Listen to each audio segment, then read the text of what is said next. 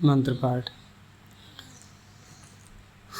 ओम सहनाववतु सहनौ भुनक्तु सह वीर्यं करवावहै तेजस्विनावधीतमस्तु मा विद्विषावहै। ओम शांति शांति शांति।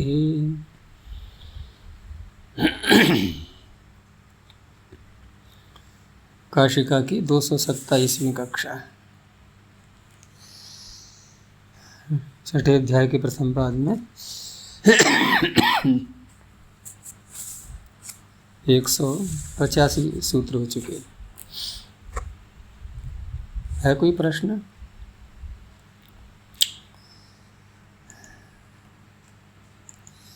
तो अगला सूत्र है 186वां। तास्यनुदात्तेन ङिददुपदेशात् ल सार्वधातुकम् अनुदात्तम् अहन्निमिङोः।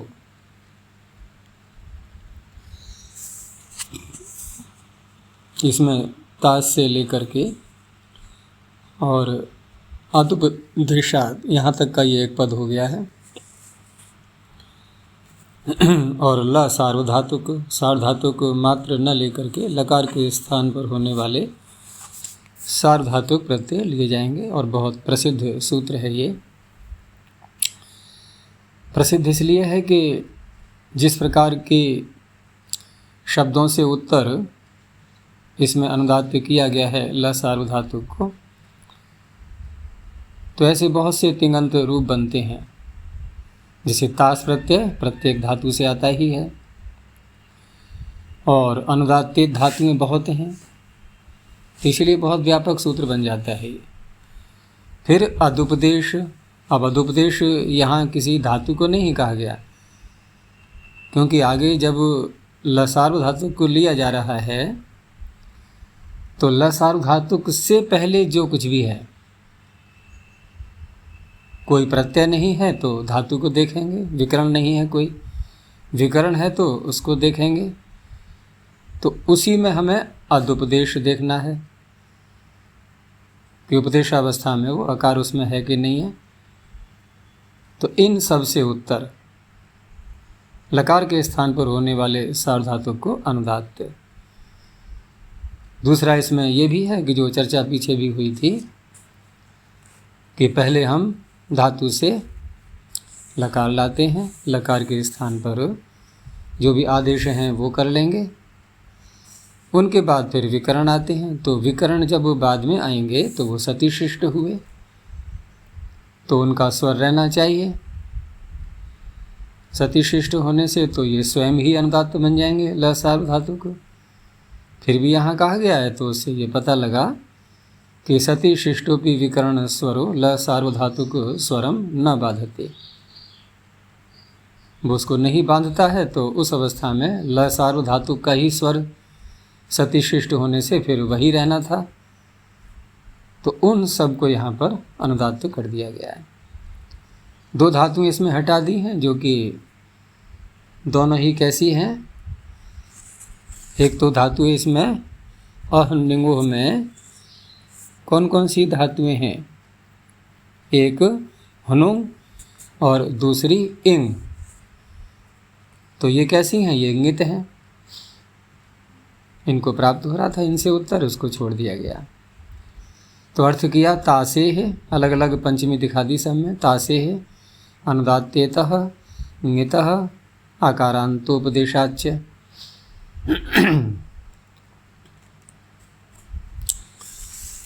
शब्दात्, सीधा शब्द ले लिया, क्योंकि धातु प्रत्यय कुछ न कह करके जो कुछ भी है, जैसी भी स्थिति है लसार धातुक से पहले, तो ऐसे शब्दों से उत्तर शब्दात् परम ल सार्वधातुकम अनुदात्तम भवति।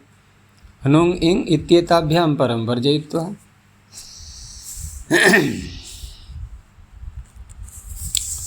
अब यहाँ जो अदुपदेश शब्द है, तो इसमें उपदेश शब्द को तो अलग से बनाया जाता है, उपदिश्यते इति उपदेशः कर्म में प्रत्यय करके। तो उपदेश का अर्थ हो गया जिसका उपदेश किया जा रहा है। अब साथ में यहाँ पर अत शब्द पढ़ा हुआ है कि अदुपदेश। तो जब कर्मधारय समास करेंगे कि वही आकार है, वही उपदेश है, अच्छा असो उपदेशः, तो उस अवस्था में फिर आकार बन जाएगा, अत बन जाएगा उसका विशेषण। किसका? उपदेश का। विशेषण बना करके हमें तदंत विधि लाने में सरलता हो जाएगी। तो इस तरह से अर्थ बन जाता है अकारांत उपदेश।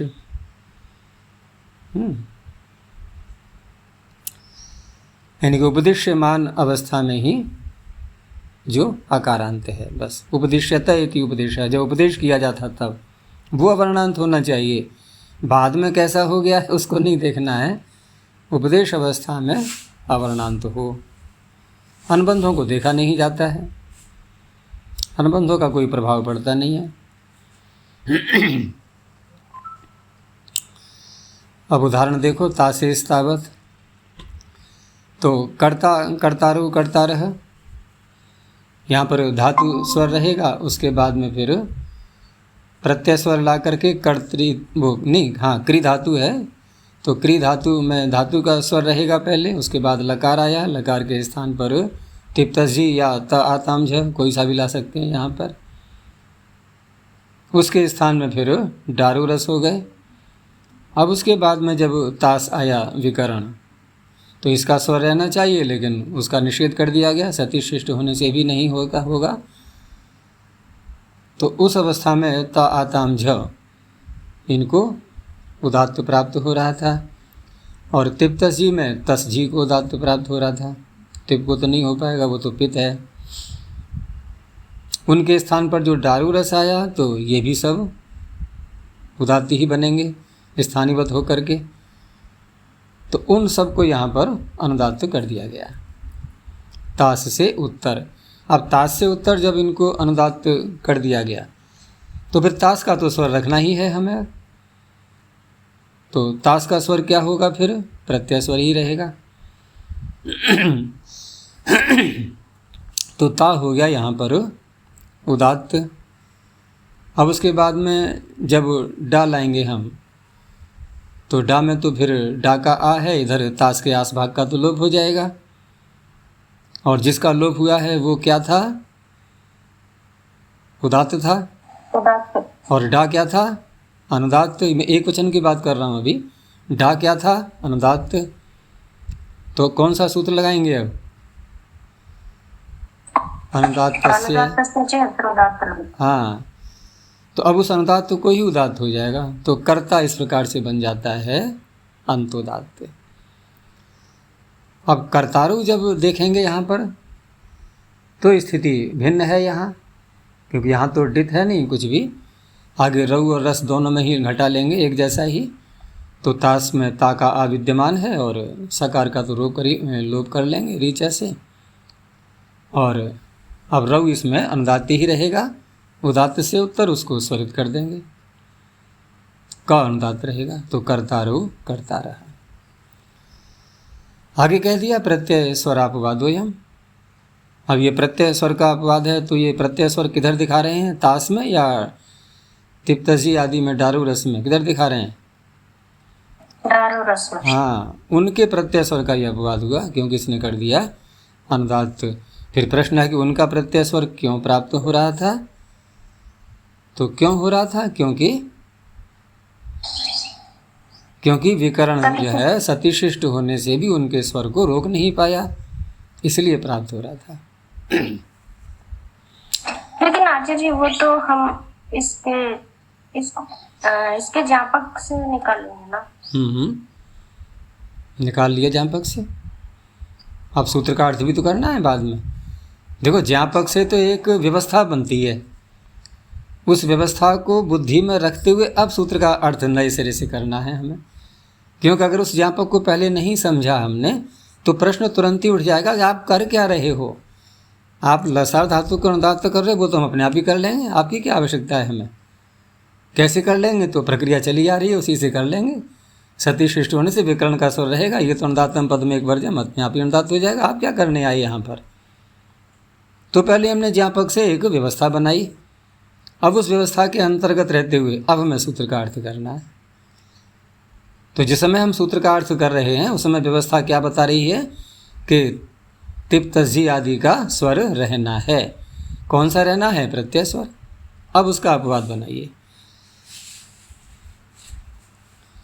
अगर ऐसे हम केवल ज्ञापक में ही घटा लेंगे सूत्र को, स्वयं का तो कोई महत्व रहेगा ही नहीं, फिर उसका ज्ञापक के लिए ही बन गया, फिर वो स्वयं भी तो कुछ कार्य करेगा। तो ज्ञापक से तो एक नियम एक हमें पता लगता है कि ऐसा ऐसा होता है। चलो आगे देखते हैं अनुदात तेत का उदाहरण। आस आस्ते वस वस्ते। अब यहाँ तो विकरण भी नहीं है, यहाँ विकरण का कोई महत्व नहीं है क्योंकि अनुदात तेत धातु ही ले ली सीधी, विकरण चला गया।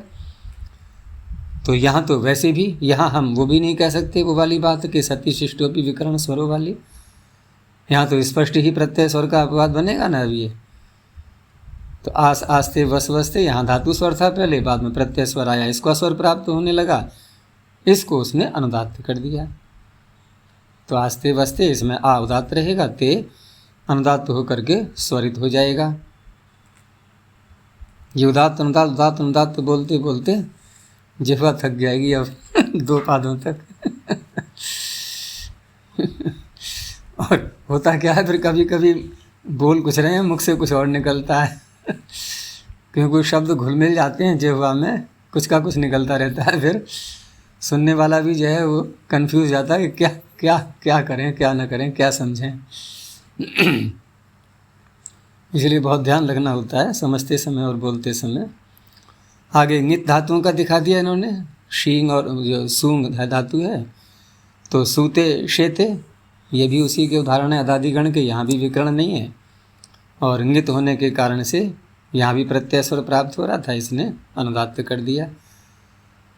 तो सु और शी ये उदात्त रहेंगे, आगे अनुदात्त को स्वरित हो जाएगा, सूते शेते।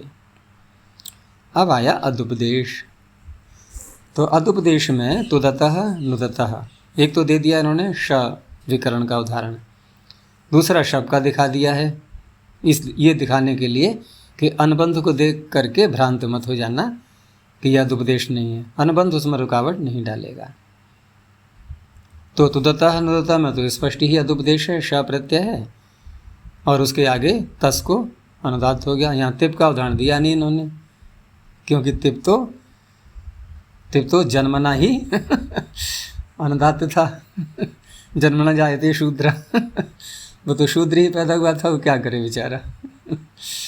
वो कहेगा मैं तो पहले से ही मरा हुआ, मुझे क्या मारोगे आप।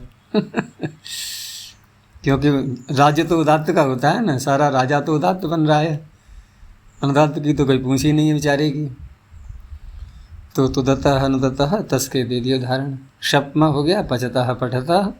अब शप में जो अनुबंध है क्यों नहीं डाल रहा है रुकावट कि अनुबंधस्य अनैकांतिकत्वात्, अनैकांतिक होते हैं अनुबंध, अकारांतोपदेश एवं शप।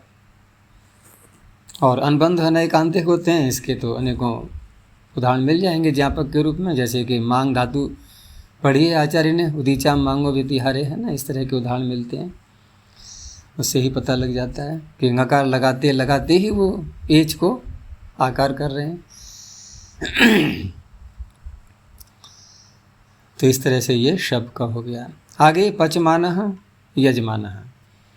अब यहाँ स्थिति क्या है कि पच धातु है, आगे कौन सा आकार दिख रहा है हमें? शप का। तो पच, इसको अलग कर दो। आगे है फिर शानच, ठीक है ना, उसको आन कर लिया हमने, तो शानच का आन बचेगा। और ये है ल सार्व धातुक। अब यहाँ अदुपदेश तो है ही श, लेकिन ये जो मुख आगम हुआ है यहाँ आने मुख से, तो मुख आगम किसको हुआ है? तो ऊपर से आ रहा है ना, अतो ये यह अतः, आकार को ही करेंगे मुखागम। तो मुखागम जो हो गया तो ये बन गया पचम यजम, ऐसे हो गया। तो उस अवस्था में आगे कहा कि यदि अत्र मुख आकार मात्रस्य स्यात्। आचार्य पीडीएफ। यहाँ प्रश्न ये मस्तिष्क में आ रहा है कि जब मुख आगम कर लिया हमने और मुख हम करेंगे ही पहले, तो फिर अदुपदेश कहाँ रहा ये? और उपदेशावस्था में श ठीक है, अदुपदेश है, लेकिन आप जब सूत्र लगा रहे हो जिस काल में, तब तक तो हम मकार ला चुके हैं, तो उससे उत्तर कहाँ है अब ये? क्योंकि आपके में पंचमी है ना, अदुपदेशात, तो अव्यवहित हमें ल सार धातु को दिखाई देना चाहिए। यहाँ मकार व्यवधान डाल रहा है। तो कहा यदि अत्र मुख आकार मात्रस्य स्यात् तदा ल सार्वधातुकम अदुपदेशात अनंतरम, क्योंकि मुख हुआ है आकार मात्र, केवल अवर्ण, ठीक है ना। आकारस्य मुख आगमो भवति, मुखागम आकार मात्र को हुआ है। और विकरण क्या किया था हमने? शप ऐसा किया था उस अवस्था में। आचार्य वो आतोंगितः से आतो आ रहा है ना, तो ये आतोंगितः आने में आतोंगितः क्यों आएगा? आतोंगितः से यहाँ कोई संबंध नहीं है। देखो आतोंगितः का आता तो वहीं छोड़ दो अब। हाँ, ये आगे जो है ना ऊपर से जो तो ये ऐसे अतः और बस आने मुख में तो आने पढ़ ही दिया है, पर ये क्या होना चाहिए वो पढ़ दिया है। मुखागम किसको करना है वो अतः ले लिया हमने। अतः का यहाँ सम आतोंगिता तो उसी में लगता है, पचेते यजिते आदि में वो तो आता माथा में ही लग पाएगा।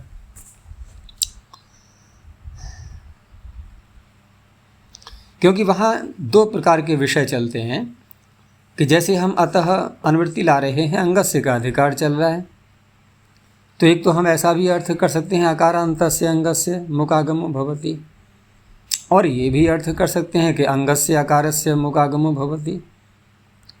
ये तो अर्थ करने के ऊपर है कि हम अर्थ किस प्रकार से करते हैं, और दोनों ही प्रकार चलते हैं, ठीक है ना। दोनों ही, जैसे पुगंत लघु बुधस्य च में हम कैसे जोड़ते हैं एकह का संबंध, वहाँ इगंत तो नहीं बोलते, लघु पधस्य एकह, और साधतु कार्धतु के में जब बोलते हैं तो वहाँ इगंत से बोल देते हैं। तो ऐसे ही यहाँ पर है कि अंग का जो आकार, तो केवल आकार मात्र के साथ में उसका संबंध जुड़ेगा, और जो शब्द है मतलब शब्द को नहीं कह रहा है ये आकार मात्र, वो अलग बात है कि उसमें आ ही है, वो तो एक अलग विषय रहा। तो इस तरह से यहाँ पर अदुपदेश ही था वो शब्द, उपदेशावस्था में आकारांत ही था, तो उससे अनंतर उसको आन मिल गया और उसको अनुदात्त कर दिया इसने। अब कहा कि अथ आकारांतस्य अंगस्य, वो आकारांतस्य अंगस्य अगर ऐसा अर्थ करें तो, क्योंकि दोनों पक्ष हो सकते हैं ना, कि वहाँ तो हमने कह दिया अंग का जो आकार, और यदि आकारांत अंग ऐसा लें तो कहा तथापि उस अवस्था में भी लसार्वधातु का अनुदात्तत्वे कर्तव्ये, जिस समय हम अनुदात्त कर रहे होंगे इस सूत्र से, उस अवस्था में बहिरंगत्वात् असिद्धः। अब यहाँ पर हमें ये विचार करना है कि मुख आगम और अनुदात्त करना, इन दोनों कार्यों में, क्योंकि मुख तो हमने कर लिया पहले, बात वो नहीं हो रही है, मुख तो कर लिया पहले, लेकिन मुख करते समय मुख को किस किस की आवश्यकता थी? आकार। मुख को बहिरंग इसलिए माना गया कि मुख को अधिक अपेक्षाएं थी, हैं, आकारांत अंग चाहिए था उसको, या अंग का आकार चाहिए था, आगे आन परे भी चाहिए था उसको, ठीक है ना, उसकी आवश्यकताएं थोड़ी अधिक दिखाई दी हमें। लेकिन ये जो स्वर कर रहे हैं हम यहाँ पर अनुदात्त कर रहे हैं, यहाँ मात्र अदुपदेश से उत्तर लसार धातु, बस इतना ही चाहिए। तो इस तरह से इसकी आवश्यकताएं कम हैं, और इसकी दृष्टि से जब वो असिद्ध हो जाएगा, मुखागम हो तो चुका है लेकिन इसको नहीं दिखाई देगा, तो आकार से उत्तर आन मिल जाएगा इसको अनुदात्त करने के लिए। तो दोनों प्रकार से इन्होंने समाधान करने का प्रयास किया है, करना तो है ही हमें। तो पचमानः यजमानः, अब यहाँ क्या स्वर रहेगा? अजय ऊपर तदा ल सार्वधातुकम अदुपदेशादनंतरम, ये स्पष्ट होगा। यदि अत्र मुक अकार मात्रस्य स्यात् तदा ल सार्वधातुकम अदो। देखो स्यात् तो इसलिए कहा है कि दोनों पक्षों के आधार पर इनको समाधान करना था। तो पहले अकार मात्र को मान करके समाधान किया कि उस अवस्था में आकार मात्र, किसका आकार मात्र? जो भी पूरा अंग है उसका आकार मात्र। अब पूरा अंग कितना है ये विषय नहीं है, जो पूरा अंग है उसके आकार मात्र को मुख हुआ, यानी कि अवयव को मुख हुआ है। और ये अदुपदेश किसको देख रहा है? ये सूत्र ये शब्द को देख रहा है, ये शब्द को देख रहा है, यानी कि पूरा एक विकरण जिसका कि उपदेशावस्था में उपदेश किया गया, कर्तरी शब्द से जो विधान किया गया, ये उस शब्द को देख रहा है। उस शब्द को ये अवयव के रूप में नहीं देख रहा है, एक स्वतंत्र उपदिष्ट शब्द को देख रहा है जो कि आकारांत है उपदेशावस्था में। और मुकागम किसको किया? केवल अवयव मात्र को। तो अवयव मात्र को किया हुआ मुकागम, वो जो पूरा एक जो शब्द है वो उस पर प्रभाव नहीं डालेगा, क्योंकि वर्तमान में क्या स्थिति बन रही है उसको नहीं देखना है हमें। उपदेशावस्था में वह शप अदुपदेश है, आकारांत है वो उस अवस्था में। यहाँ नहीं है आकारांत, यहाँ नहीं दिख रहा है हमें, लेकिन यहाँ आकारांत नहीं देखना है, यहाँ आकार को मात्र देखना है मुकागम करने के लिए। और वहाँ क्या देखना है हमें? आकारांत उपदेश। दोनों में अंतर आ गया ना, इसलिए कहा है कि अदुपदेशाद अनंतरम। अदुपदेश क्या था? शप, क्या उसके आगे नहीं है आन? तो कहेंगे कहाँ है? मकार आ गया। मकार शप से आगे नहीं है, मकार शप के अवयव आकार से आगे है, ये दिखाना चाह रहे हैं।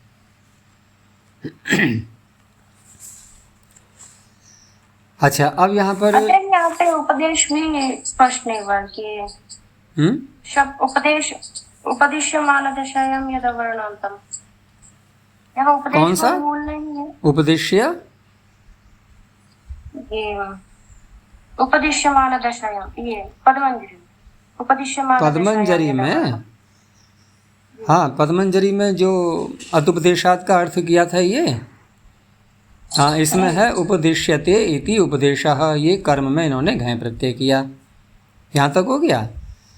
तस्य आकारेण विशेषणात्, अत के साथ में उसका संबंध जोड़ेंगे तो आकार के साथ में विशेषण। और तदंत विधि, ये न विधि सूत्र से तदंत विधि कर दी। तो तदंत विधि कर दी तो क्या अर्थ बनेगा? आकारांत कौन? जिसका उपदेश किया जा रहा है, शब्द का उपदेश किया जा रहा है। कैसा है ये? आकारांत। अनुबंधों को देखना नहीं। हो गया। अब यहाँ समास कैसे करेंगे? तो अच्छा सो उपदेशा अदुपदेशा, भाई जिसका उपदेश किया गया है वो आकारांत है, तो ऐसा जो आकारांत है वही आकार यहाँ पर लेना है, जो कि अंत में आ रहा है उसी का आकार लेना है हमें। यह अदुपदेश का अर्थ हो गया। तो उपदिश्यमान दशायाम, अब इस पंक्ति को देखो कि उपदिश्यमान दशायाम यद अवर्णांतम तस्माद इत्यर्थः। उपदिश्यमान अवस्था में जो अवर्णांत है, क्योंकि इसका प्रयोजन आगे और दिखाएंगे, वहाँ और स्पष्ट हो जाएगा, क्योंकि कहीं कहीं पर दीर्घ हो जाता है ना, आगे जैसे आएगा पचावह पचामह आदि उदाहरण दिखाएंगे। तो पचावह में हमने तो दीर्घ ही लगा लिया। अब यहाँ पर जो वर्तमान की स्थिति देखें तो दीर्घ से उत्तर आ रहा है वस और मस। तो अब कहाँ जाएंगे हम? अकारांत तक कहाँ देखेंगे? भाई आपने जब उपदेश करवाया था शब्द का, उस अवस्था में कैसा था वो, अब कैसा हो गया उसको मत देखो, पहले कैसा था। तो उस दृष्टि से यहाँ पर उपदेशमान दशा देखी जाती है।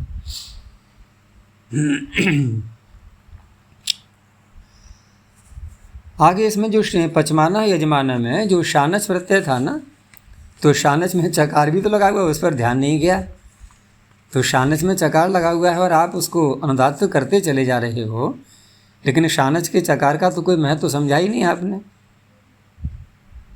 तो कहा कि चित स्वरः अपि अनेन लसार्वधातुक अनुदात्तत्वेन परत्वाद बाधते, स्पष्ट कर दिया इन्होंने, क्योंकि चितः सूत्र आ चुका है पीछे और वो एक सामान्य सूत्र है, ये विशेष सूत्र है।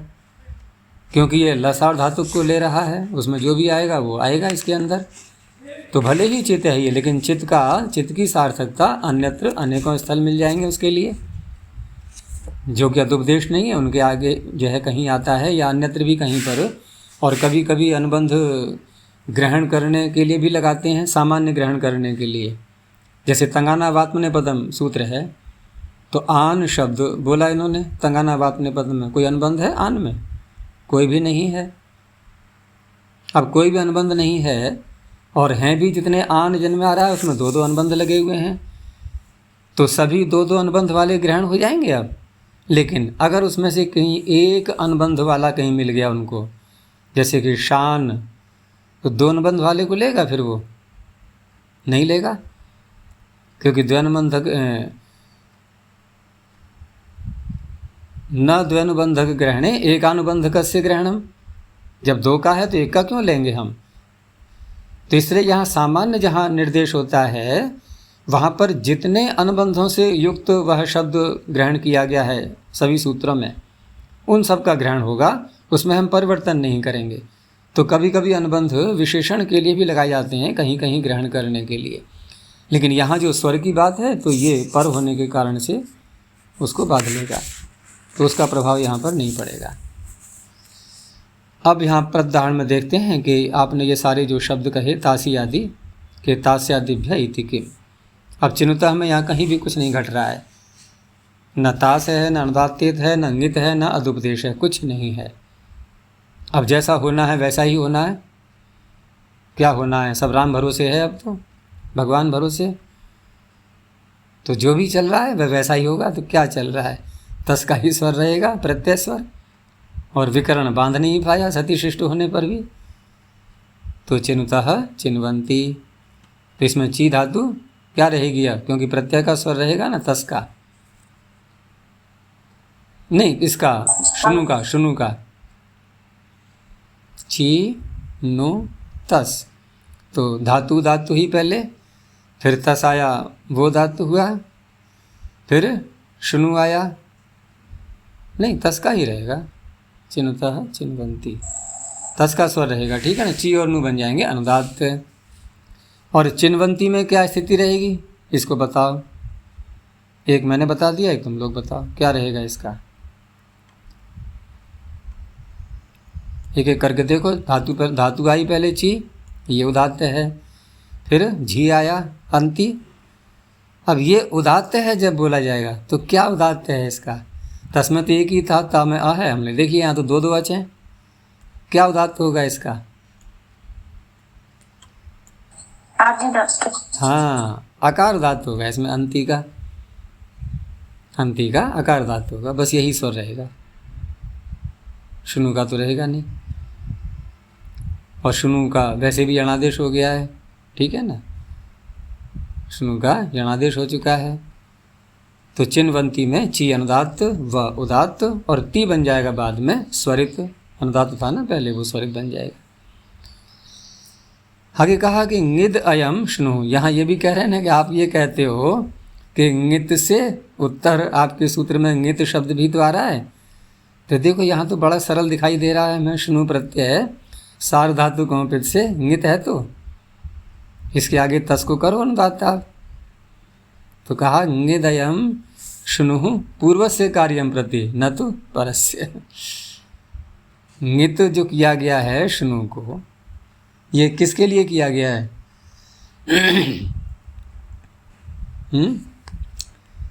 सार धातु कौपित से जो ङित किया गया है, ये किसके लिए किया गया है ङित? को गुण न होने के लिए। हाँ, वहाँ जो अर्थ किया जाता है ना, महाभाष्य में चर्चा आएगी, वहाँ जो अर्थ किया जाता है, जो अतिदेश का प्रकरण है पूरा, वहाँ ये तात्पर्य होता है कि ङित परे रहते जो कार्य होते हैं वह कार्य अपित सार्वधातुक परे रहते हो जाएंगे। लेकिन यहाँ तो हमें ङित से उत्तर करना है अनुदात्त। ये पूर्व नहीं है, ये पर का कार्य कर रहे हो आप, इसलिए वो सपना छोड़ दो कि ये ङित है और हम अनुदात्त कर लेंगे, तस को नहीं कर सकते। तो ङिदयम शुनु पूर्व से कार्यम प्रति, पूर्व कार्य के प्रति ङित है, ये इसका किया गया है, वो निर्णय भाष्य में कर दिया गया है। वहाँ एक पंक्ति आती है, उन्होंने दिया भी है पद्मंजरी में, देख लेना, कि सिद्धम तु पूर्वस्य कार्याति देशात।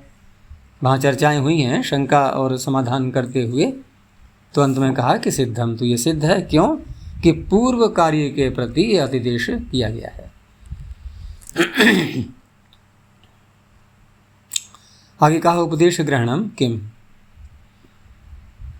अब इह च यथा स्यात्, ये मैं बता रहा था कि पचावह पचामा, क्योंकि यहाँ जब दीर्घ कर लेते हैं तो आकार नहीं दिखाई दे रहा है, लेकिन उपदेशावस्था में वो शब्द आकार ही था, अदुपदेश ही था।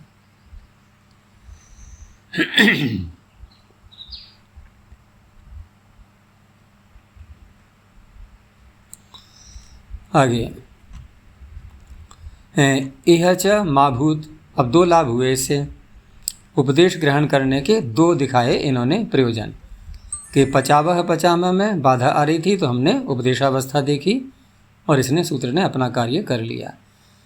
और यहाँ पर क्या स्थिति हो रही है, यहाँ हन धातु है, वैसे नकारांत है ये, लेकिन जब नकार का लोप कर दिया हमने तस् और थस के परिणते इंगित होने के कारण से, किससे करेंगे नकार का लोप?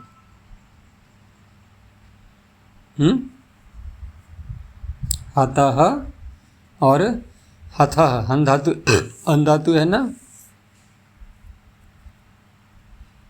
क्या बात है?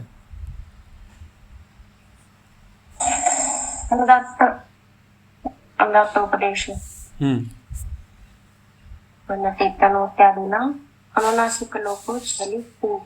तो अब ये बन गया, देखो अकारांत हो गया। उपदेश को हटा दो सूत्र में से,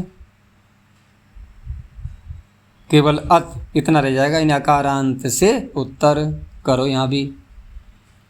तो इसलिए उपदेश ग्रहण अब यहाँ पर सार्थक हो गया पूरा पूरा, कि उपदेशावस्था में हन धातु कैसी है, नकारांत है। तो यहाँ नहीं हुआ इह च माभूत, तो दोनों दिखा दिए उदाहरणों ने। ल ग्रहणम किम, ल सार्वधातुक, यानी कि ल के स्थान में होने वाला सार्वधातुक क्यों लिया आपने? अच्छा जी, अभी जो कहा कि उपदेश अवस्था में हन नकारांत है, तो हमने यहाँ उपदेश का अर्थ क्या लिया? उपदेश का अर्थ सूत्रों में या धातु पाठ में जब हम विकरणों पर जाएंगे तो वहाँ सूत्रों में देखेंगे, कर्तरि शब्द, तुदादिभ्यः शः, दिवादिभ्यः श्यन् आदि ऐसे देखेंगे। धातुएं जब पकड़ेंगे, यहाँ तो धातु, क्योंकि यहाँ धातु उपदेशावस्था में धातु पाठ में ही जाएंगे अब, क्योंकि अदुपदेश में ये तो कहा नहीं गया कि धातु हो या प्रत्यय हो, कुछ भी नहीं है वहाँ। तो अगर उपदेश शब्द को हटा देंगे तो अत शब्द स्वतंत्र रूप से ही तो आएगा, कि ल सार्वधातुक जो भी हैं वो आकार से उत्तर मिलने चाहिए हमें। तो आकार से उत्तर यहाँ है, देखो ह के आगे आ रहे हैं दोनों। लेकिन जब उपदेश कह दिया है तो अब यहाँ पर ये स्पष्ट हमें करना पड़ेगा कि हम कहाँ देखें आकारांतता इसकी, तो कि उपदेश अवस्था में देखो।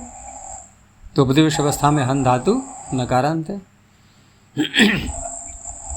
वहाँ वो मत देख लेना कि हना हिंसा गत्यो नाम में अ है। अनुबंधों से कुछ भी लेना देना नहीं, तो पठ व्यक्ता में वाची भी हो जाएगा, बुद्ध पठ में ठा में भी अ है वहाँ भी। आगे कहा ल ग्रहणम किम, के लकार ग्रहण क्यों किया है आपने? तो केवल सार्वधातुक मात्र अर्थ नहीं लेना है। जैसे कति यह पचमाना, तो यहाँ जो पचमान शब्द बनाया ना, ये तो ऐसा लग रहा है कि हमने लट के स्थान पर शानच कर लिया, लेकिन ये वास्तव में शानच नहीं है, ये शानन है।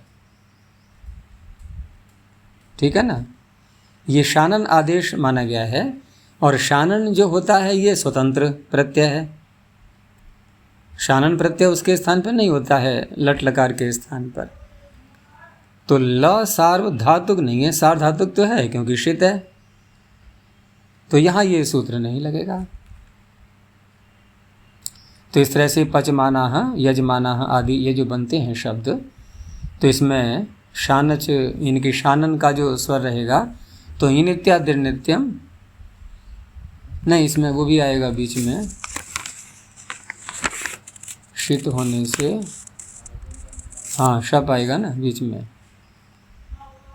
तो शब्द तो खैर अनुदात्त ही रहेगा, वो तो पित है स्वयं में, वो तो पित है स्वयं में। इन्होंने क्या दिया है इसका चिन्ह, पच माना। हाँ, ना को दिया है उदात्त। हाँ, वो अंतोदात्त ही रहे। नित्यादिर नित्यम यदि लगाते हैं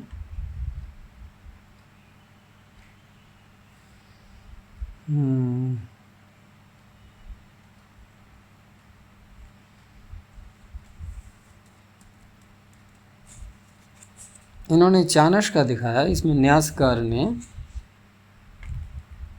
अच्छा चाणक्य ही है, ठीक है। क्योंकि पूंग यजो हुशानन यदि देखते हैं तो वहाँ तो धातु पड़ी हुई हैं केवल दो, पूंग और यज। लेकिन वहाँ इतना दिखाया इन्होंने पद्मंजरीकार ने कि उस सूत्र में लटकी अनुवृत्ति समाप्त कर दी गई थी।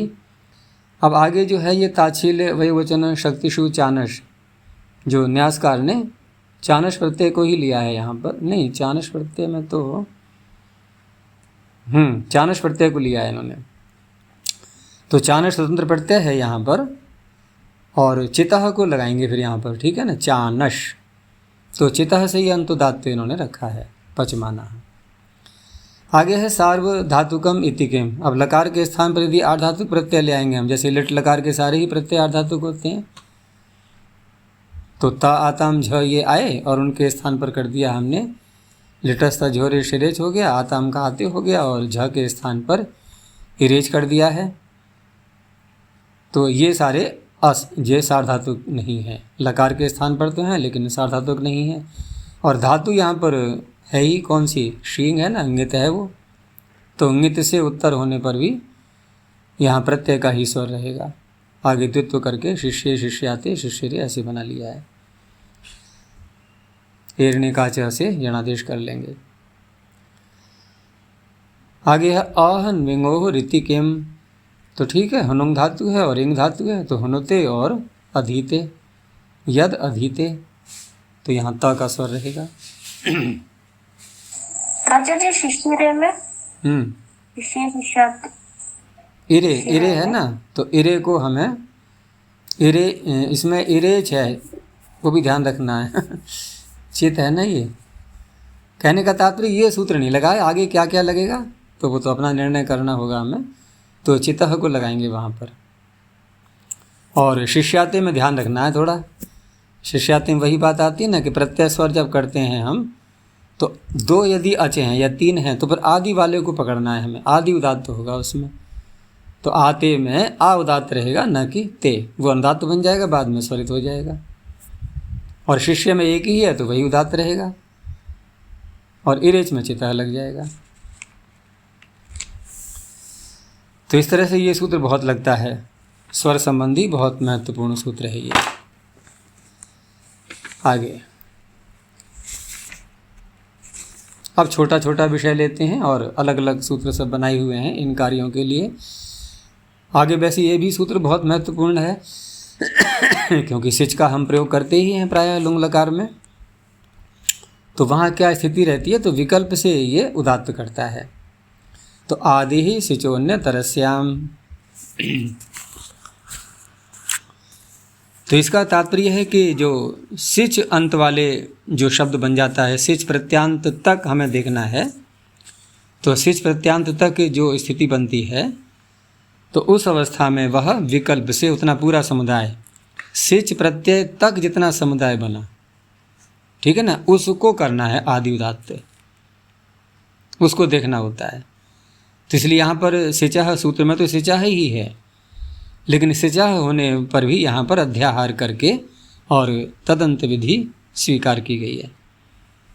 तो सिजन्तस्य इस तरह से अर्थ होगा, उदात्तः इति वर्तते, सिजन्तस्य अन्यतरस्याम आदि उदात्तो भवति। अब प्राप्त क्या हो रहा होता है वो भी देखना होगा। जैसे माँ ही कार्ष्टाम, माँ का प्रयोग किया है तो अडागम तो करेंगे नहीं, तो लुंग लकार का रूप है ये, अकार्ष्टाम बनता, यहाँ बना है कार्ष्टाम। तो कार्ष्टाम में यहाँ पर क्री धातु, पहले धातु स्वर से उदात्त ही रहेगी है, उसके बाद फिर लुंग लकार आया और तस को ताम कर लिया है द्विवचन में, और ताम करके इधर सिच आया, वृद्धि कर ली। तो वृद्धि करने के बाद जो स्थिति है यानी कि कार्स, यहाँ तक सिच तक देखना है हमें। तो सिच तक जो देखना है, यहाँ सिजंत का आदि उदात्त यानी का उदात्त हो जाएगा। वैसे क्या प्राप्त होगा बताओ? पहले धातु का स्वर, फिर तस प्रत्यय आया, उसका स्वर हो गया प्रत्यय स्वर। अब सिच आया तो सिच में तो कोई अची ही नहीं है, उसका स्वर क्या होगा? वो तो सकार मात्र था बेचारा, व्यंजन ही है, वहाँ तो कुछ है ही नहीं। तो प्रत्यय का ही तो स्वर प्राप्त हो रहा था। हैं, पीछे का सूत्र हम लगा नहीं सकते थे क्योंकि यहाँ पर वो विषय ही नहीं है। लसार धातु तो है लेकिन जिससे उत्तर है वो तो वहाँ कुछ भी नहीं कहा है ऐसा। तो इस तरह से यहाँ पर प्रत्यय स्वर की प्राप्ति थी। तो कार्ष्टाम इस तरह से बन गया, यानी का हो गया उदात्त आदि उदात्त, और आगे फिर जो टा बचा है अकेला आम, आम ही तो वो ताम बचा ना, ताम हो जाएगा अनुदात्त, उसके बाद में स्वरित। लेकिन विकल्प से किया है इसने। अब जिस पक्ष में नहीं करेंगे तो स्पष्ट है कि हमें प्रत्यय का ही स्वर रखना है ताम का। तो कार्ष्टाम आगे इन्होंने बता भी दिया है कि एक अत्र, एक माने पहले वाला जो है माही कार्ष्टाम, दोनों ही माही कार्ष्टाम है, लेकिन पहला वाला आद्युदात्त उसमें ये सूत्र लग गया। अपरो अंतोदात्त उसमें ये सूत्र नहीं लगा तो प्रत्यय स्वर हो गया। ऐसे ही एक और दिखाया उदाहरण, लाविष्टाम यानी कि अलाविष्टाम, तो अडागम नहीं हुआ, माही लाविष्टाम माही लाविष्टाम, दोनों प्रकार से दिखा दिए इन्होंने। अब यहाँ जो वृद्धि करने के बाद आव आदेश करके जो समुदाय बना सिच पर्यंत लाविश, इसमें आदिदात्त हो गया, आगे के दोनों अनुदात्त, फिर एक बीच में स्वरित हो गया। अब दूसरे पक्ष में यहाँ क्या स्थिति बनेगी बताओ मुझे? जिस पक्ष में ये सूत्र नहीं लगा उस पक्ष में क्या स्थिति बनेगी? देखो पीछे में यहाँ थोड़ा अंतर है, वहाँ सिच में कोई भी स्वर था ही नहीं, अची ही नहीं था कोई, लेकिन यहाँ भिन्न स्थिति बन गई है। यहाँ सिच भले ही सकार मात्र है लेकिन इडागम तो करवा लिया उसने, तो देखो अच तो आ गया। तो अब जो है सिच में भले ही अच न हो लेकिन जो आगम है वो भी उसी का भाग है, उसको उदात्त हो जाएगा प्रत्यय स्वर से। अब कोई कहे कि प्रत्यय चकार आ जाए, किसमें? सिच में चकार, सिच में चकार इसके लिए नहीं माना गया है, क्योंकि एक प्रश्न ये भी बनता है यहाँ पर, इन्होंने दिया भी है आगे कि सिचश्चित करणात् आगमानुदात्तत्वम ही बाध्यते। जैसे यहाँ पर प्रश्न ये था कि सिच को आपने इडागम तो कर लिया, और इडागम करके ऐसे हम प्रत्यय स्वर यहाँ नहीं कर पाएंगे। अभी हम अगर सिच को प्रत्यय मान रहे हैं और आयुदातश सूत्र लगाने लगे हैं, आगम को उसका भाग हमने मान ही लिया, तो क्योंकि आगम है वो और आगम का अलग नियम होता है, कौन सा? कि आगमा अनुदात्ता भवन्ति, आगम तो अनुदात्त होते हैं। तो कि अगर आगम अनुदात्त होते हैं, क्योंकि इडागम तो सिच को कहीं कहीं होता ही है, तो जहाँ होता है वहीं की बात हो रही है, तो चकार तो सर्वत्र रहेगा ही, इसका चित्त तो होना ही था इसको। तो उस अवस्था में चित्त करने की आवश्यकता ही क्या थी फिर? क्योंकि आगम तो अनुदात्त होंगे जब भी, क्योंकि सिच में अगर हम स्वयं आगम नहीं करते हैं तो सकार मात्र है, कोई स्वर होना नहीं है, और यदि होना भी है कहीं तो आगम के अलावा और कुछ यहाँ पर अच आएगा नहीं, हमेशा आगम ही होना है, इट जब होना है तब, और इडागम स्वयं में अनुदात्त रहेगा, तो आपने चकार लगाया क्यों इसमें? तो चकार लगाना इस बात का सूचक है कि आगमा अनुदात्ता भवन्ति, ये परिभाषा यहाँ पर नहीं लगती। अब नहीं लगती तो फिर क्या स्थिति रहेगी? चिता से अंतोदात्त होना चाहिए। हाँ, तो चिता से अंतोदात्त कर लेंगे, कोई बात नहीं है। तो चिता से अंतोदात्त कहाँ तक करेंगे? अब कितना हिस्सा? लाविश वी, वो ईट ही तो हुआ, उदात्त होगा वही जा कर के अंत में, क्योंकि ताम को तो ले नहीं पाएंगे हम, ताम हो जाएगा अनुदात्त, उसके बाद में स्वरित, इस तरह से है।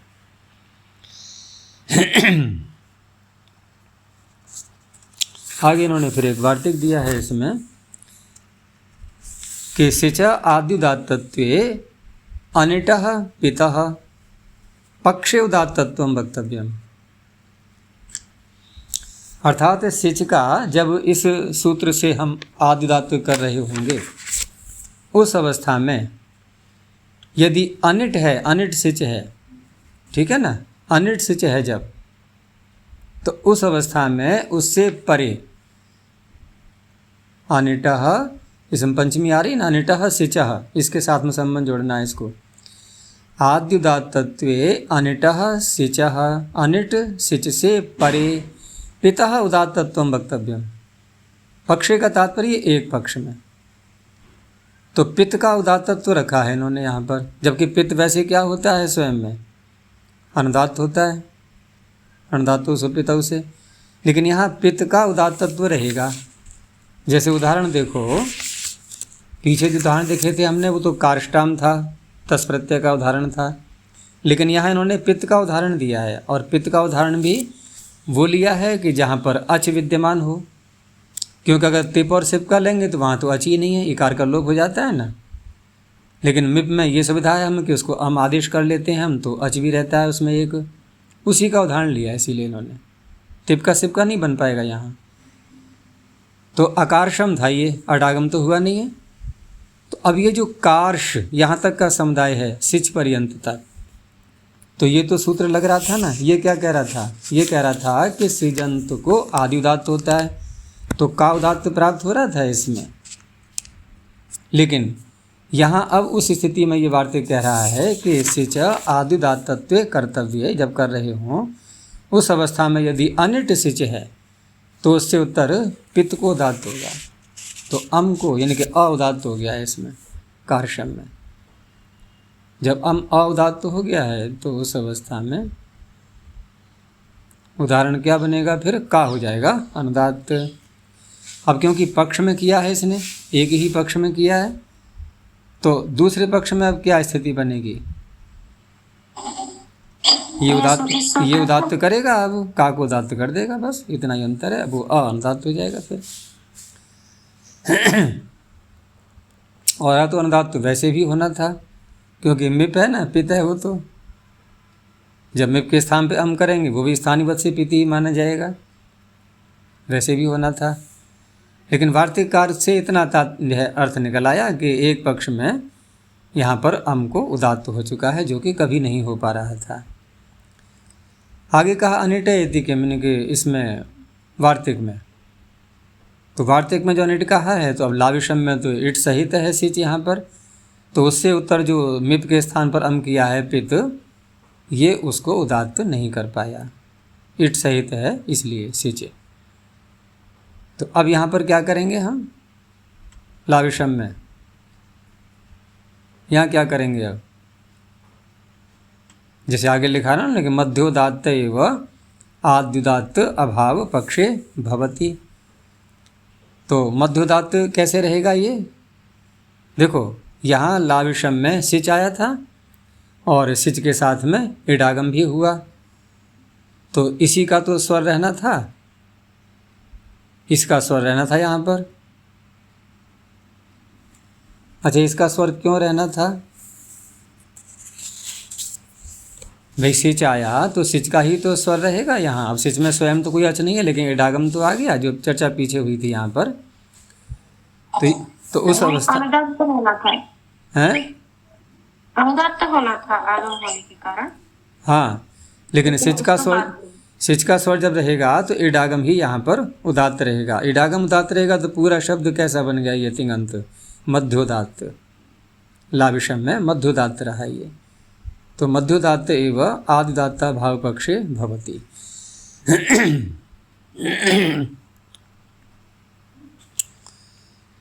अब इसी को सिच को यहाँ पर आगे भी ले जा रहे हैं, अगले सूत्र में भी, नहीं सिच तो नहीं है, आदि शब्द को। तो आगे सूत्र आया स्वपादि हिंसाम अच्छनिटी। अब यहाँ पीछे से उसी की अनुवृत्ति लाएंगे, क्योंकि सिच का संबंध तो है नहीं यहाँ पर लसार धातु की, और उसके साथ में अच्छनिटी को जोड़ेंगे यहाँ। तो ल सार्व धातु को ग्रहणम यद अनुवर्तते, जो पीछे से आ रहा है, तद अच्छनिटी इति संबंधाद यह सप्तम यंतम उपजायते, क्योंकि प्रथमांत है वो, यह बन जाएगा सप्तम यंत। तो सप्तम यंत होने से इसका अर्थ बन जाएगा कि स्वप आदि जो धातुएं हैं उनके और हिंस धातु के, हैं, जो अजादि अनिट लसार धातुक, अची अनिटी लसार धातुकम, उसमें विकल्प से ये आदि उदात्त करेगा। और स्वपादि ही आवृत्ति आवृत करणात्, ये जो स्वपादि सूत्र में आया है ना, तो स्वपादि में स्वप से लेकर के आगे कहाँ तक जाएंगे, तो कहा इन्होंने धातु पाठ में जहाँ पर वृत्त लिखा हुआ है वहाँ तक जाएंगे। तो उसमें ये स्वपशय ये धातु आ जाएगी, आगे वो श्वस प्राणन्य है, और उसके बाद में फिर एक और भी है ना अनच, अनच यहाँ तक है। आगे फिर और हैं लेकिन उनके फिर अलग नियम बन जाते हैं। उसमें फिर धातु ऐसी भी आती हैं जिनको द्वित्व इत्यादि उनको जक्ष इत्यादि है, उससे अभ्यस्ता ना उभय अभ्यस्तम जक्ष इत्यादि षट, उनकी अभ्यस्त संज्ञाएँ कर दी गई हैं। लेकिन अभ्यस्त संज्ञा होने के बाद में स्वर दूसरा होता है, फिर अभ्यस्ता नाम आदि ही। तो इस तरह से 3 धातुओं का यहाँ पर ग्रहण हो जाता है ये। तो अर्थ दिखा दिया इन्होंने कि स्वपादि नाम हिंसेश्च अजादौ अनिटी लसार धातु के परतः, लसार धातु तो हो लेकिन अजादि साथ में हो, और दूसरा एडागम हुआ न हो उसको। तो सार धातु को होता है क्या एडागम कहीं? हमने तो नहीं सुना था। चलो मान लेते हैं। तो इस तरह से यहाँ उसी को लिया जाएगा, इनकी इट रहित सार धातु होना चाहिए। तो परतः अन्यतरस्याम आदि धातु भवति। तो स्वपंती श्वसंती, अंति का उदाहरण दिया इन्होंने। तो स्वपंती श्वसंती में स्वप धातु है और आगे शस्तु वो शब्द तो चला जाएगा। तो अब सूत्र घटा के देख लो कि स्वप धातु से उत्तर अजादि अनिट लसार धातु, ठीक है ना। तो उसको आदि उदात्त करेंगे अब। तो आदि उदात्त में क्या होगा, श्वस धातु जो है स्व, उसको उदात्त हो जाएगा। तो स्वपंती श्वसंती। ऐसे ही हिंस धातु का दिया है हिंसंती।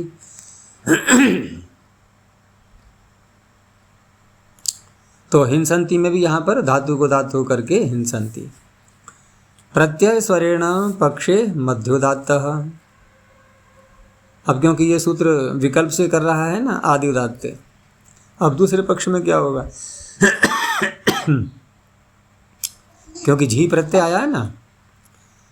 अब झी प्रत्यय आया है तो झी प्रत्यय क्योंकि विकरण तो यहाँ आया नहीं कोई भी, तो प्रत्यय का ही स्वर रहेगा धातु स्वर के बाद में।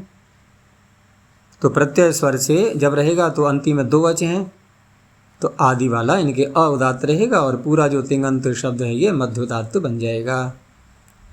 तो हिंसंती इत्यादि मध्योदात्त बन जाएंगे, श्वसंती में भी और हिंसंती में भी। अचि इति किम, आजादी होना चाहिए लसार धातुक। अब स्वप्यात में सार धातुक तो है ये, लसार धातुक भी है और इडागम भी नहीं हुआ है, लेकिन आजादी नहीं है। कैसा है, कहाँ तक देखेंगे कैसा है?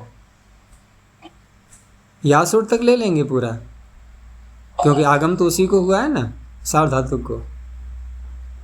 तो यासुर तक देखेंगे, यकार आदि है ये, आजादी नहीं है। ऐसे ही हिंस्यात। अनिटीति किम, अब दिखा दिया इन्होंने वही तस् प्रत्यय और उदादिभ्य सार धातु के से इडागम हो चुका है, तो इट सहित सार धातुक हो गया। आज़ादी कैसे बनाइए, आज़ादी बना इडागम होने से। अब तो इट ने 2 काम करवा दिए, आज़ादी बनवा दिया उसको और स्वयं इट होने के कारण से ये सूत्र लगने नहीं दिया। आज़ादी बनने से ये लग जाता, लेकिन फिर भी नहीं लग पाया क्योंकि इट का निषेध किया गया है। तो यहाँ किसका स्वर रहेगा फिर? सपिता श्वसिता में किसका रहेगा? तस का ही रहेगा। इन्होंने किसका दिखाया है?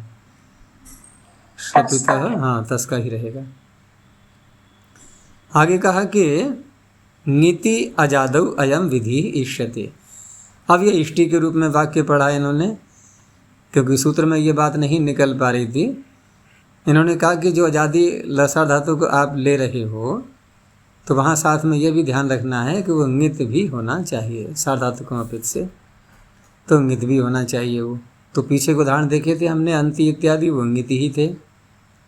तो अब हमें यहाँ पर ऐसा उदाहरण देखना है जो इंगित न हो। तो लोट लकार के उत्तम पुरुष में जब रूप बनाते हैं तो कौन सा आगम आता है? एक 8, ठीक है ना, 8 उत्तमस्य पित्त च, साथ में पित्त भी कर दिया उसको। तो पित्त करने के कारण से अब सार्वधातुक में पित्त लग नहीं पाएगा, लग नहीं पाएगा तो ये इंगित हो ही नहीं पाए। अब आनी, आनी जो है ये आज़ादी भी है, ल सार्वधातुक भी है और इट भी नहीं है। सारी शर्तें दिख रही हैं नहीं, लेकिन ये इंगित नहीं है, तो ये सूत्र नहीं लग पाएगा। नहीं तो ये लग रहा था यहाँ पर, लेकिन इष्टि के द्वारा, इस वाक्य के द्वारा इन्होंने निषेध कर दिया। तो स्वपानी हेनसानी ये हेनसानी में अजय जी दो उदात्त नहीं रह सकते कभी भी? दो उदात्त बहुत जगह मिल जाएंगे, दिखाऊं? एक ही जगह पे देखो, जब वो सूत्र लगाते हैं हम प्रथम अध्याय में ही, न सुब्रह्मण्यायाम स्वरितस्य तु उदात्तः, तो एक तो उदात्त पहले से था जिसने अगले अनुदात्त को स्वरित करवाया, उदात्तात अनुदात्तस्य स्वरितः, और नसु ब्रह्मण्यायाम ने उस स्वरित को उदात्त कर दिया। अब दोनों को मित्र बन के रहना पड़ेगा, पास पास में दो उदात्त रहते हैं। देखो, ये जो बात कही जाती है ना कि सती शिष्ट वाला बलवान होता है, ये बात कही जाती है, लेकिन जब कोई विशेष सूत्र बनाए जाते हैं किसी काम के लिए तो उनका तो महत्व रहना ही है। लेकिन सामान्यतया ये नियम होता है कि उदात्त की बात नहीं है, दो उदात्त की, स्वरितों में भी घटेगी यही बात। और अब इन दोनों में देख लें हम परस्पर, उदात्त और स्वरित, तो ये तो मिल जाते हैं इसलिए कि वो उदात्त से उत्तर अनुदात्त को स्वरित बन जाता है। लेकिन दो स्वरित और दो उदात्त, इसमें थोड़ा कठिनाई पड़ेगी जब तक कि कोई विशेष सूत्र न हो तो, क्योंकि एक उदात्त जब आएगा अंत वाला पीछे के सारे को डिलीट करता जाएगा। बताओ कहाँ बनी बात फिर? एक और आया, उसने पीछे को हटा दिया, और आया उसने सबको हटा दिया, और आया उसने सबको हटा दिया, तो लास्ट वाले का साम्राज्य रहता है। इसलिए कहा जाता है कि दो दांत नहीं रह पाते हैं। आचार्य उसमें ऋग्वेद में ऋतेन मित्रा वरुणा वृता वृथा वृतस्पृशा, मित्रा वरुणा वृता वृथा वृतस्पृशा पूरा एक श्रुति है या उदात्त है नहीं पता, उसमें कोई चिन्ह नहीं है और बोला ऐसे जा रहा है ऋतेन मित्रा वरुणा वृता वृथा वृतस्पृशा, एक ही टोन में। तो वो उदात्त है, उदात्त ही होगा। देखो, वेदों के जो स्वर है ना, थोड़ा सा हम पाणिनि व्याकरण के सूत्रों के साथ साथ में हमें प्रातिशाख्यों के सूत्रों को भी साथ में लेकर के चलना होगा, तब उसमें पूरा स्वरों का निश्चय हो पाता है। क्योंकि प्रातिशाख्य में कुछ अलग से भी इसमें विधान किए गए हैं, और इसीलिए जो स्वरांकन की प्रक्रिया है उसमें केवल हम लोग प्रायः पढ़ते हैं जब तक अष्टाध्यायी में रहते हैं तब तक, एक तो नीचे की रेखा देख लेते हैं, ऊपर की रेखा देख लेते हैं, और कुछ देखते हैं क्या इसमें?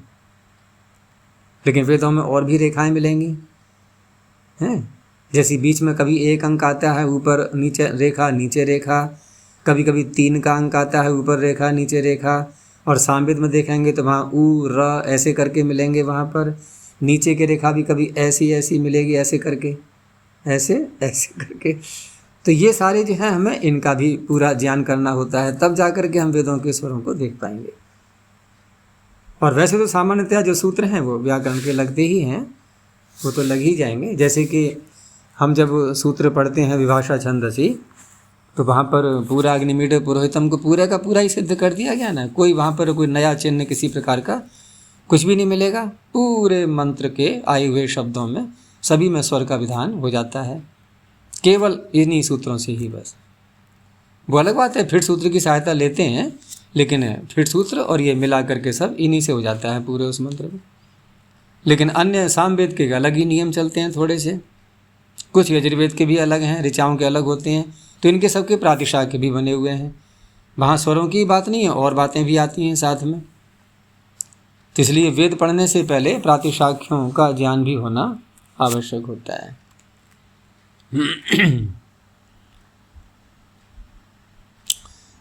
हाँ, तो ये हो गया पूरा। आगे है अभ्यस्तानाम आदि ही। अब देखो आदि ही अभी तो इसमें कहा ही था, किसने? आदि ही सिचोन्यतरस्याम।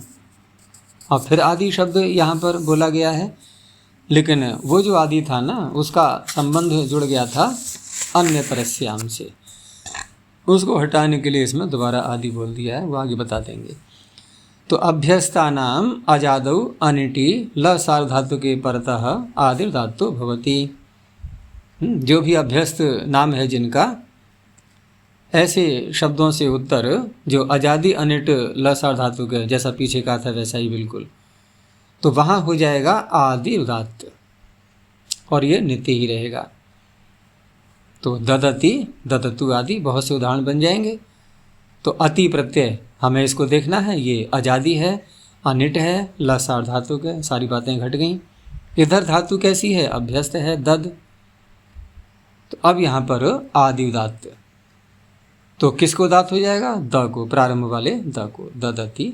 आगे दोनों अनुदात्त, बीच वाला स्वरित।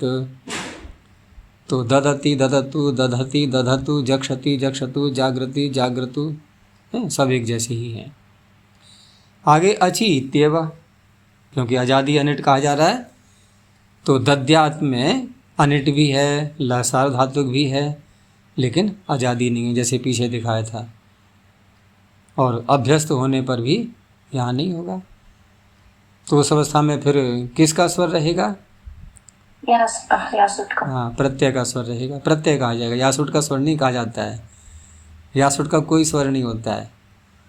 यासुट तो प्रत्यय के साथ में जुड़ करके उसका महत्व हो गया, नहीं तो कुछ भी नहीं है ना, प्रत्यय स्वर। यासुट परस्मै पदेषु धातु नित्य। तो क्या हो गया? क्या हो गया? टकार नहीं लगा हुआ है इसमें? टकार लगा है कि नहीं?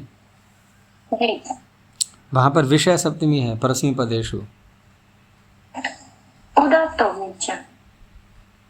ना, वो बात लग रही है कि हाँ यासुट का स्वर अगर हम कहेंगे, या आगम वैसे प्रत्यय की, हाँ प्रत्यय के स्वर तो होते ही हैं आगमों में, लेकिन जहाँ कह दिया जाता है, जैसे कि वहाँ कहा है लुंग लंग लिंग षड उदात्तः, तो जहाँ पर आगमों को, क्योंकि आगमों में नियम ये होता है ना कि आगमा अनुदात्ता भवन्ति, आगम जो होते हैं प्रायः करके अनुदात्त ही होते हैं सारे। तो जहाँ जहाँ पाणिनि को ऐसा कहना होता है तो वहाँ पर साथ में उदात्त सूत्र में ही बोल दिया है उन्होंने। तो उस अवस्था में केवल यासुट की ही बात नहीं है, उदात्त तो अन्य आगमों को भी किया गया है। तो इस तरह से वहाँ तो उदात्त ही रहेगा। अब क्योंकि आगे जो प्रत्यय था यहाँ पर दद्यात् में, तो प्रत्यय में तो कोई है ही नहीं, अचि ही नहीं है विद्यमान, ई था उसका लोप हो चुका है। तो या का ही महत्व रहा, और या को स्वयं आचार्य ने उदात्त कर ही दिया है। क्योंकि वैसे तिप क्या था? पित्त था ये, और पित्त होने से ये अनुदात्त था। अब अनुदात्त को आगम यदि करेंगे और उसको उदात्त न कहा जाए तो वैसे तो आगम अनुदात्ता भवन्ति ये लग जाता, और वैसे भी देखें तो यहाँ पित्त को हुआ है आगम तो भी अनुदात्त ही कहा जाता वो, इसलिए इसको अलग से उदात्त कह दिया है। आगे है अनिटी इत्येव, तो जक्षता में तो इडागम हो चुका है, तो जक्षता में इडागम कैसे करेंगे? कहाँ पर थे हम? यही है ना अभी। हाँ, अचि इत्येव अनिटी इत्येव, तो जक्षता में क्या करेंगे अब?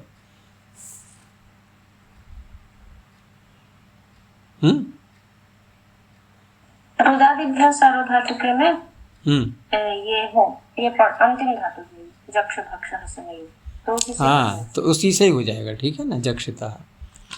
आगे अंत कह दिया कि आदिरिति वर्तमान ने पुनः आदिग्रहणम नित्यार्थम, इसलिए नित्यता हट यहाँ आ गई, अन्यत्र से हम हट चुका है। आगे अनुदात्ते च। अब अनुदात्ते च, यहाँ जो अनुदात्त शब्द है ये, इसमें जो समास किया गया है, तो समास का भी यहाँ महत्व रहता है अर्थ करते समय, कि जिसमें उदात्त विद्यमान नहीं है। तो कभी कभी ऐसा भी होता है ना कि अच रहित कोई प्रत्यय है, मान लो जिसमें कोई अच है ही नहीं, और हम यदि अनुदात्त में इस प्रकार से बहुरी समास न करें तो क्या क्या तात्पर्य निकलेगा कि कुछ तो हो उसमें, यानी कि अनुदात्त तो हो, अनुदात्त परे रहते। अनुदात्त परे रहते जब कहा जाएगा तो अनुदात्त अच का ही तो धर्म है, तो अच प्रत्यय में होगा तभी तो घटेगा। लेकिन जब हमने ऐसा कहा कि अविद्यमान है उदात्त जिसमें, अब कोई भी अच नहीं है तो उदात्त भी नहीं है उसमें, तो वो भी अनुदात्त हो गया। अब कहीं पर किसी से कहना कि देखो ये है, ये जो वर्ण है यहाँ पर एक, ये अनुदात्त है, अब झगड़ा हो जाएगा वहाँ पर कि ये कहाँ अनुदात्त है, ये तो व्यंजन है, अनुदात्त तो अच का धर्म होता है, इसका धर्म कैसे बना। अब व्याख्या करते रहना कि देखो हमने बहुरी समास किया था यहाँ पर कि जिसमें, तो यहाँ ऐसा ही ये अकेला सूत्र है इस तरह का ये कि जहाँ अनुदात्त का अर्थ व्यंजन निकल आता है तो इसीलिए अर्थ किया है अविद्यमानो उदात्ते, अविद्यमानम अनुदात्तम यस्मिन, जिसमें अनुदात्त है ही नहीं। तो ऐसा लसार धातु का, लसार धातु के परतः अभ्यस्ता नाम आदिर धातु भवति। आगे कह दिया अनजाद्यर्थ आरंभ, क्योंकि आजादी यदि होगा तो फिर सूत्र लग ही जाएगा पीछे वाला। तो उदाहरण बन गया इसका ददाति जहाति दधाति, जिहीते मिमीते। तो ये तो एक सामान्य उदाहरण हो गए जिसमें कि अच विद्यमान भी है, ठीक है ना, और वो अनुदात्त धर्म भी दिखाई दे रहा है उसमें।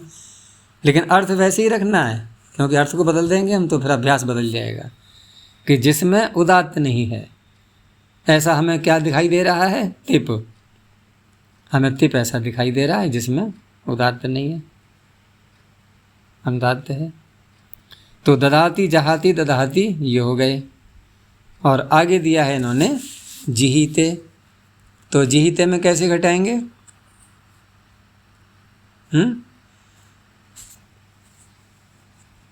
जिहीते में कैसे घटाएंगे, जिहीते और मिमीते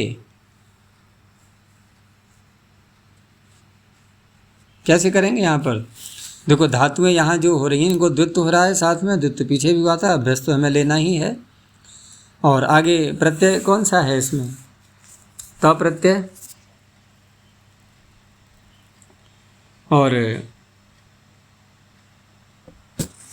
तो त प्रत्यय उसको तो ते कर दिया हमने। तो यहाँ पर अभ्यास में भ्रियामित से एकार भी कर लिया, ठीक है ना, एकार आदेश हो गया है। तो जिहीते तो बना है, ये बना था ओहांग धातु से ईकार आदेश किया गया है, ठीक है ना। तो ओहांग धातु से जिहीते बना है और मांग धातु से मिमीते बना हुआ है, और दोनों में ईकार आदेश भी किया गया है और अभ्यास में एकार हो चुका है। तो यहाँ पर जो प्रत्यय आ रहा है त, ये त प्रत्यय ये कैसा है, क्योंकि यहाँ जो धातुएं अभ्यस्त है ना, वैसे तो त प्रत्यय उदात्त होना चाहिए था प्रत्यय स्वर से, लेकिन अभ्यस्त होने के कारण से, अभ्यस्त होने के कारण से अब ये कैसा रहेगा,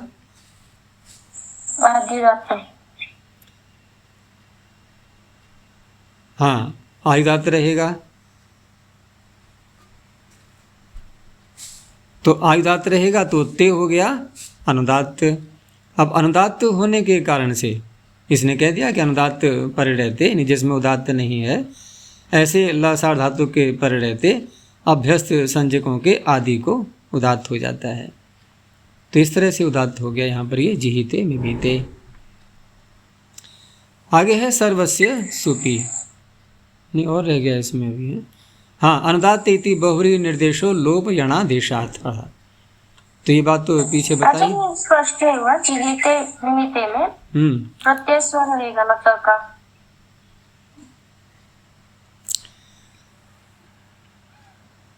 देखो जिहीते मिमीते में इसको इस तरह से बनाओ,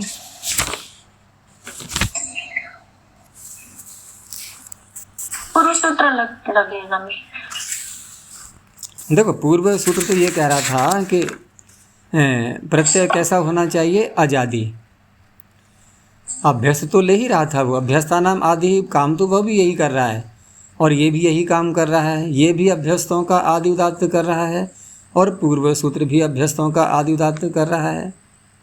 लेकिन यहाँ पर पूर्व सूत्र तो लग नहीं पाता और इस सूत्र को भी हटा दें हम तो क्या स्थिति बनेगी, उस पर विचार करके देखो पहले। तो क्या स्थिति बनेगी? प्रत्यय का ही तो स्वर रहेगा। तो ते उदात्त प्राप्त हो रहा था, ते उदात्त प्राप्त हो रहा था। लेकिन यहाँ इसने कहा कि जो, क्योंकि अनजादि के लिए ही आरंभ किया गया है उसका, तो उस अवस्था में यहाँ ते पर रहते और इसने अभ्यस्त को आदि उदात्त किया है। लेकिन अब जो इसकी शर्त थी कि अनुदात्त होना चाहिए आगे, तो अनुदात्त आगे होना चाहिए।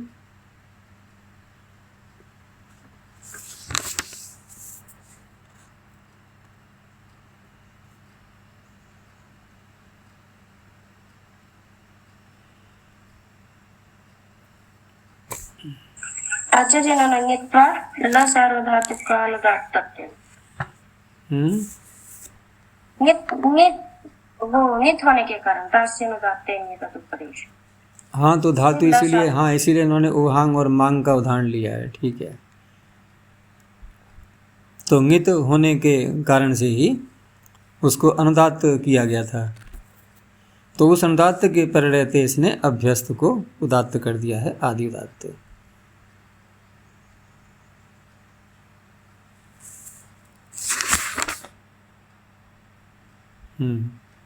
इसमें दिया तो इन्होंने पद्मंजरी में दे दिया है। ठीक है, पिछले पृष्ठ पर है।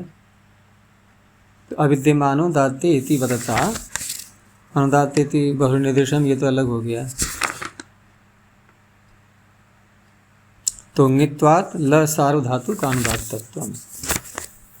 तो आगे अंत में जिन्होंने कहा कि अनुदात्ते इति बहुरी निर्देशो लोप यणादेशार्थ है, क्योंकि यहाँ तो स्पष्ट है कि अनुदात्त हमें दिखाई दे रहा है। तो अनुदात्त कहने, इसमें जो आपने बहुरी समास किया है वो क्यों किया है? आप सीधा अनुदात्त शब्द ऐसा ही रहने देते जैसा कि नीचे अनुदात्त सूत्र में पढ़ा हुआ है। तो कहा कि बहुरी निर्देश यहाँ इसलिए किया गया है कि जहाँ पर लोप हो जाता है और यणादेश हो जाता है वहाँ पर भी ये सूत्र घट जाए, इसलिए। जैसे कि दधात, अब यहाँ जो बनाया है इन्होंने दधात, तो दधात में अदधात था ना, अडागम तो हुआ नहीं, और तिप के इकार का लोप कर दिया गया है। तो जब तिप के इकार का लोप कर दिया है, कोई अची ही नहीं है उसमें, तो अनुदात्त भी नहीं है वो।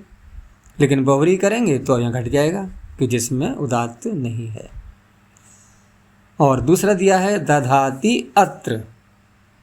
अब यहाँ दो प्रकार से समाधान हो सकता है इसका, कि यदि हम यणादेश को पहले कर लेते हैं, ठीक है ना, यणादेश को यदि पहले कर लेते हैं स्वर करने से पहले, तो उस अवस्था में ती में जो इकार था वो तो यकार में बदल गया, अब अच है ही नहीं वहाँ पर, तो अनुदात्त हमें दिखाई नहीं दे रहा है। लेकिन बहुरी समास करते हैं तो अनुदात्त मान लिया हमने तकार को, ठीक है ना। तो इधर जो दधा है इसको आदि उदात्त कर दिया। एक तो ऐसे हम बहुरी समास का निर्देश करके समाधान करेंगे। दूसरा यूँ भी कह सकते हैं कि यहाँ जो यणादेश हुआ था दधाति और अत्र में, तो यणादेश को क्या क्या चाहिए था? एक अच। हाँ, यणादेश को एक बाह्य शब्द चाहिए ना, अत्र एक अलग से चाहिए शब्द। और इस सूत्र का जो स्वर हो रहा है ये तो अंदर ही अंदर हो रहा है दधाती में, तो इस तरह से वो बहिरंग होने के कारण से हम उसको असिद्ध भी कर दें तो उस अवस्था में बहुरी निर्देश की आवश्यकता नहीं है फिर। तो फिर हम केवल बहुरी निर्देश कहाँ के लिए घटाएंगे? लोप के लिए, यणादेश के लिए नहीं घटेगा उस अवस्था में। लेकिन सार्थक तो हुआ बहुरी निर्देश।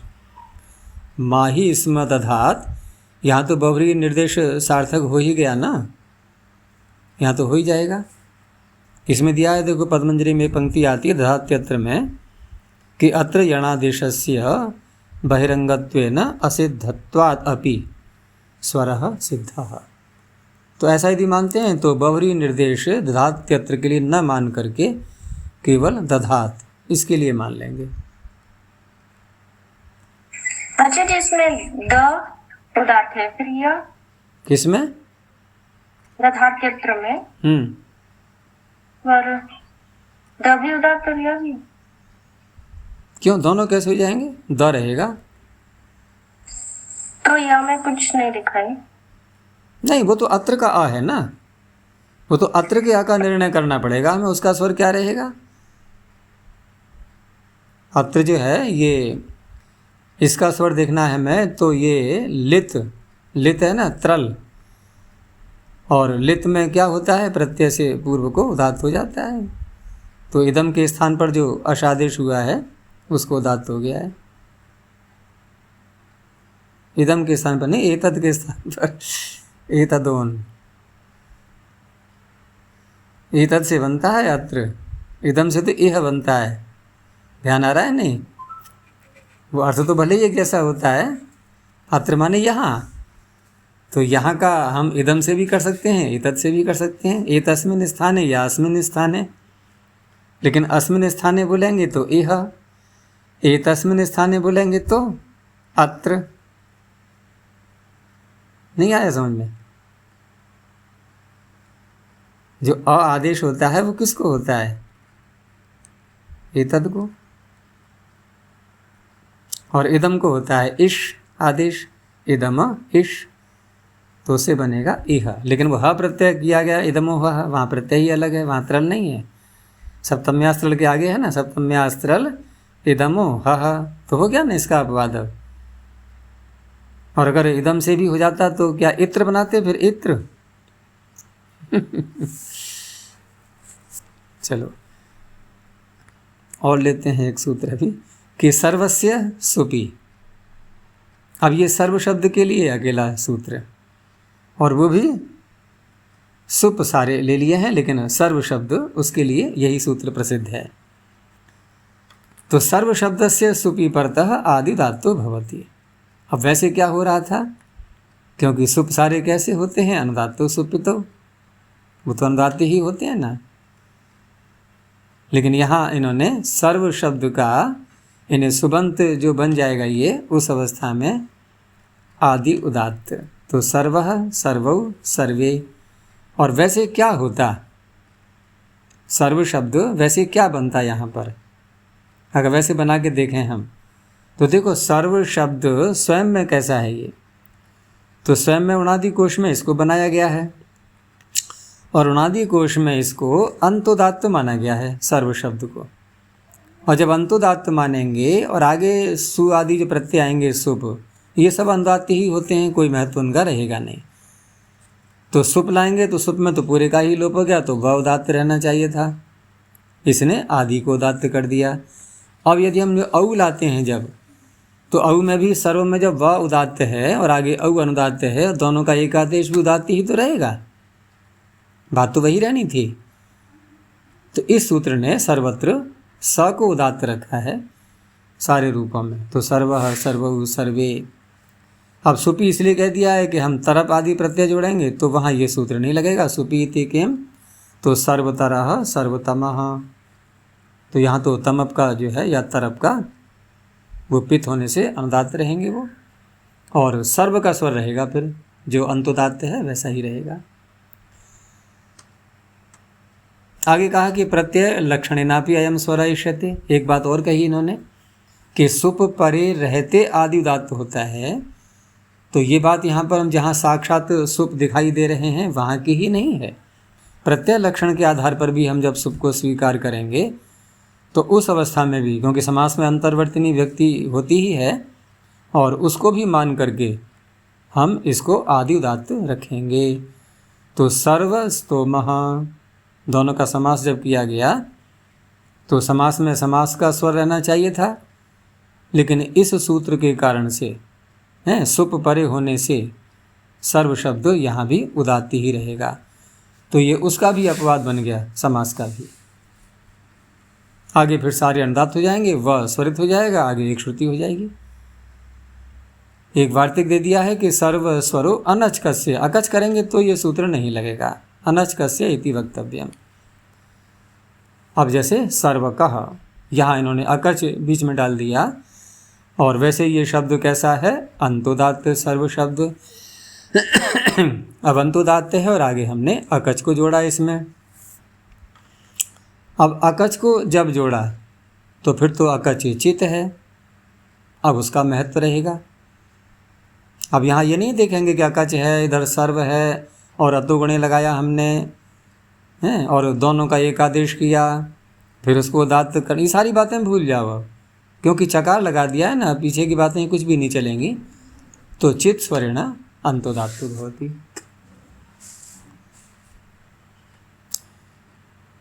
ठीक है, बस इतना ही रखते हैं अभी।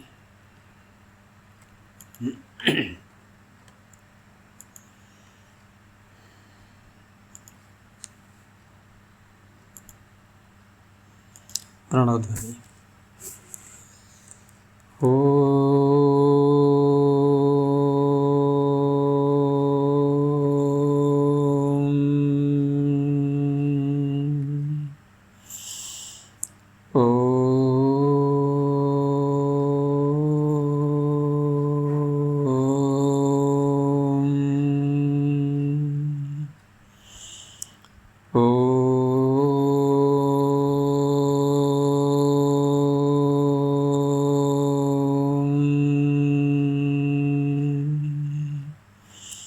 शांति शांति शांति।